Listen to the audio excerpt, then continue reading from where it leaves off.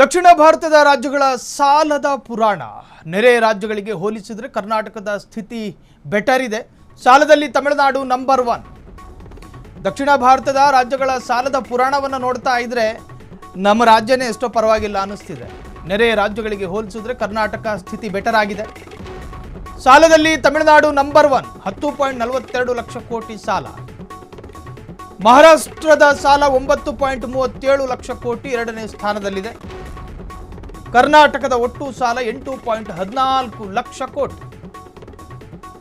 ಆತಂಕದ ಮಧ್ಯೆ ಸಮಾಧಾನಕರ ಏನು ಅಂದ್ರೆ, ಅಕ್ಕಪಕ್ಕದ ರಾಜ್ಯಗಳಿಗಿಂತ ನಮ್ಮ ಸಿದ್ದರಾಮಯ್ಯ ಸ್ವಲ್ಪ ಪರವಾಗಿಲ್ಲ ಅಂತ ಹೇಳಿ ಸಮಾಧಾನ ಮಾಡ್ಕೋಬೇಕು. ಇನ್ನೇನಾದ್ರೂ ಇನ್ನೊಂದೆರಡು ದಿನ ಸಿದ್ದರಾಮಯ್ಯ ಕಣ್ಣು ಮುಚ್ಚಿ ಕೂತ್ಕೊಂಡ್ರೆ ಇದನ್ನು ಓವರ್ಟೇಕ್ ಮಾಡಲೂಬಹುದು. ಸಾಲ ಹೆಚ್ಚಿದ್ದರೂ ಕರ್ನಾಟಕದ ಆರ್ಥಿಕ ಶಿಸ್ತು ಸುಭದ್ರ. GSDP ಅನುಪಾತ ಕೇವಲ 26.5. ಮಳೆಗಾಲದಲ್ಲಿ ತಿನ್ನೋದಕ್ಕೆ ಅನ್ನ ಇಲ್ದಲೇ ಇದ್ರೂ ಕೂಡ ಪರವಾಗಿಲ್ಲ, ಮನೆ ಹಂಚು ತೂತು ಬೀಳಬಾರ್ದು ಅಂತಾರೆ. ಹಾಗೆ ರಾಜ್ಯದ ಅಭಿವೃದ್ಧಿ ಏನು, ಆದರೆ ರಾಜ್ಯದ ಮೇಲಿರ್ತಕ್ಕಂತಹ ಸಾಲದ ಸಂಖ್ಯೆ ಹೆಚ್ಚಾದರೆ ಅದನ್ನು ಹೆಂಗೆ ತೀರಿಸೋದು? ಸರಿ, ಒಂದು ರಾಜ್ಯ ಸರ್ಕಾರಕ್ಕೆ ಆದಾಯದ ಮೂಲಗಳಿರ್ತಾವೆ. ಆ ಆದಾಯದ ಮೂಲಗಳಲ್ಲಿ ಬರುವಂತಹ ಆದಾಯಗಳು ಕೂಡ ರಾಜ್ಯದ ಮೇಲಿರ್ತಕ್ಕಂತಹ ಸಾಲವನ್ನು ತೀರಿಸೋದಕ್ಕೆ ಸಾಧ್ಯವಾಗದ ಹಂತಕ್ಕೆ ಬಂದಿದ್ರೆ ಏನು ಮಾಡೋಣ? ವಿಧಾನಸೌಧದ ಬಾಗಿಲಲ್ಲಿ ನಿಂತ್ಕೊಂಡು ಬಾಯಿ ಪಡ್ಕೊಂಡ್ರೆ ಇದಕ್ಕೆ ಪರಿಹಾರ ಸಿಗುತ್ತಾ? ಇಲ್ಲ. ಪರಿಹಾರ ಸಿಗಬೇಕು ಅಂದರೆ ಆದಾಯ ಹೆಚ್ಚಾಗಬೇಕು. ಆದಾಯ ಹೆಚ್ಚಾಗಬೇಕು ಅಂದರೆ ಜನ ತೆರಿಗೆ ಸರಿಯಾಗಿ ಕಟ್ಟಬೇಕು.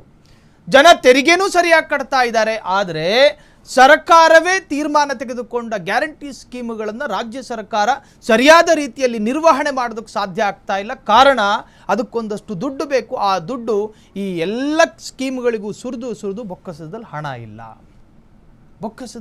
ಇಲ್ಲ. ಮಹಾರಾಷ್ಟ್ರದ ಸಾಲಕ್ಕೆ ಹೋಲಿಸಿದ್ರೆ ನಮ್ಮದು ಸ್ವಲ್ಪ ಪರವಾಗಿಲ್ಲ. ಕರ್ನಾಟಕದ ಒಟ್ಟು ಸಾಲ 8.14 ಲಕ್ಷ ಕೋಟಿ, ಆತಂಕದ ಮಧ್ಯೆ ಸಮಾಧಾನಕರ. ಆಂಧ್ರ 6.45 ಲಕ್ಷ ಕೋಟಿ. ಇನ್ನು ಕೇರಳ 5.6 ಲಕ್ಷ ಕೋಟಿ ಸಾಲದ ಹೊರೆ ಹೊತ್ಕೊಂಡಿದೆ. ಇನ್ನು GSDP ಅನುಪಾತ ಕರ್ನಾಟಕದ ಅಸಲಿ ತಾಕತ್ತಿದು. ಸಾಲ ಹೆಚ್ಚಿದ್ದರೂ ಕರ್ನಾಟಕದ ಆರ್ಥಿಕ ಶಿಸ್ತು ಸುಭದ್ರವಾಗಿದೆ. GSDP ಅನುಪಾತ ಕೇವಲ 26.5, ಕೇರಳ 35.5, ಇನ್ನು ಆಂಧ್ರ ಪ್ರದೇಶ 35.4ಗಳ ಸಾಲ ಅಪಾಯಕಾರಿ ಮಟ್ಟ ತಲುಪಿದೆ. ದಕ್ಷಿಣದ 5 ರಾಜ್ಯಗಳ ಪೈಕಿ ಕರ್ನಾಟಕದ್ದೇ ಅತಿ ಕಡಿಮೆ ಸಾಲದ ಅನುಪಾತ. ಇನ್ನು RBI ವರದಿ ಪ್ರಕಾರ ಆರ್ಥಿಕ ಶಿಸ್ತು ಕಾಪಾಡುವಲ್ಲಿ ರಾಜ್ಯ ಯಶಸ್ಸು ಕಂಡಿದೆ. ಕರ್ನಾಟಕದ ಆರ್ಥಿಕ ನಿರ್ವಹಣೆ ಸಮಾಧಾನಕರವಾಗಿದೆ ಅಂತ ಹೇಳಿ ನಾವು ಸ್ವಲ್ಪ 1-2 ಶ್ವಾಸ ತೆಗೆದುಕೊಂಡು ಸಮಾಧಾನದಲ್ಲಿ ಕೂತ್ಕೋಬಹುದು. ಆದರೆ ಇಲ್ಲಿಯೂ ಕೂಡ ಸರ್ಕಾರ ಎಚ್ಚರಗೊಳ್ಳಬೇಕಾಗಿದೆ.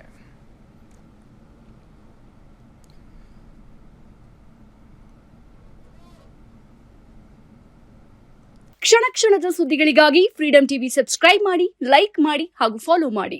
ಹೊಸ ಸುದ್ದಿಗಳ ನೋಟಿಫಿಕೇಶನ್ಗಾಗಿ ಬೆಲ್ ಐಕಾನ್ ಮೇಲೆ ಕ್ಲಿಕ್ ಮಾಡಿ.